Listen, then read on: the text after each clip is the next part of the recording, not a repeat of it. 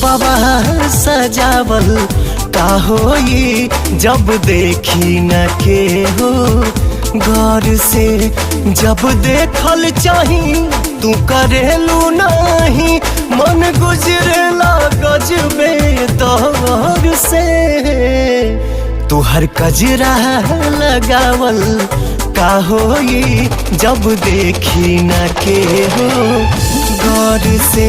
ऐसन रूपवा सजावल का होई जब देखी न के हो गौर से।